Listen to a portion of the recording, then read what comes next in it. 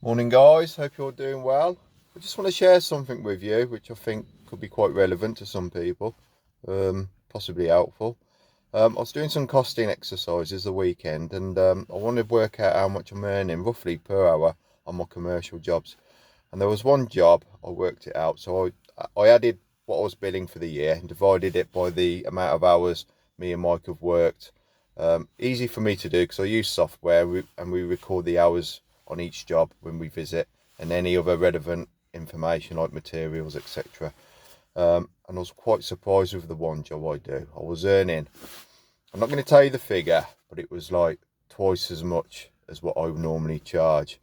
Um, and the reason is, I think I'm getting a good hourly rate off that is because we've become really good at doing the job.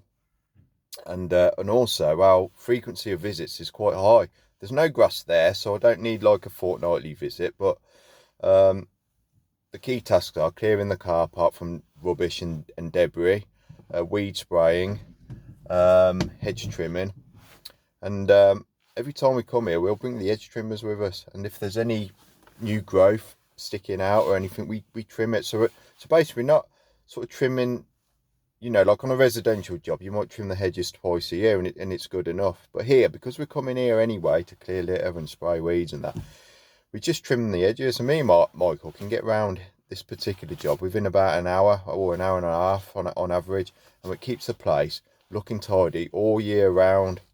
Um, and sometimes you trim the hedge because there's not hardly any growth on it because you haven't let it get too long.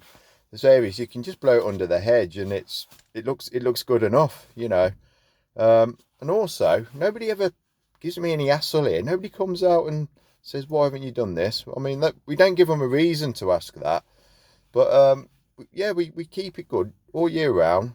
Nobody gives me hassle. I put the invoices in, and I get paid normally within in 2 weeks, which is pretty good for a commercial job. And I just think now, really, in my mind, really, should I just be creating jobs in this same way going forward? Actually, draw a line under the residential customers and just keep going forward with the commercial work. And I can do that now because I've got a good base of customers I can rely on.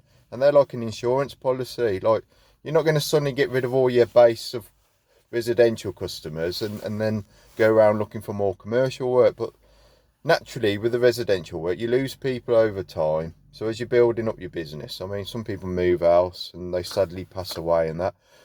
But what you do, you replace them with better customers as you go along. Some residential customers I will always go because they've been supporting me from the beginning of my business, and I've got good relationships with them, and some of them are like friends, and I wouldn't let them down, and that's how I like to do things. But going forward, when you've built that customer base, you can be a bit more fussy.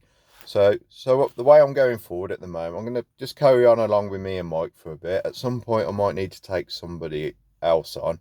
I've had lots of other staff in the past, by the way. It hasn't always been me and Mike. There's been four of us all together at some points. I've had students and people on 6 months contracts and everything. But at some point, I think I will need to take somebody on because I know I look, young, strong, muscly, and handsome, but I do feel a bit knackered at the moment.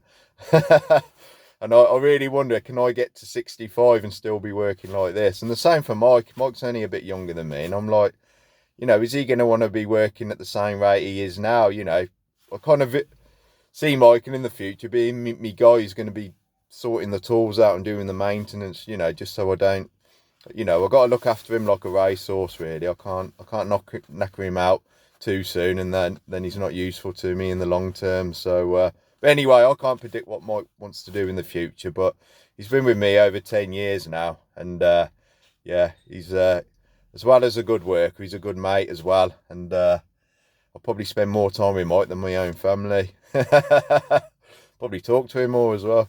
But anyway, guys. Yeah, maybe leave a comment below about what your strategy is for the future and that. Um, Also, I'm going to say I keep all my customers very local. The furthest I drive is about 25 minutes. That's the furthest I drive. And on my vehicles, my mileage was really low. And years ago, I did used to go to other towns and that, and do one-off commercial jobs for companies and that. And I got tired of the stress of it, because you're just chasing your money and stuff like that. You're always worried about, am I going to get paid and stuff. So, you know, it's not just about the money, it's the lifestyle. I like to keep things contained in a good zone. I live in a good area where you've got lots of mixture of different, you know, residential properties and commercial properties. I mean, if you live on the coast, it might be a bit harder to get the kind of work, you know, what I've got. But yeah, there you go, guys. A bit of a one-off ramble while I'm in the mood. And if you like these videos, give us a like. I don't think I've asked for any likes for quite a long time now. So yeah, give us a like, and maybe share the video with some of your friends or something. And I'm going to go now and get me a mic of Greg's, because I'm making so much money on this job. I feel guilty if I don't buy a mic or something. So see you later. Bye.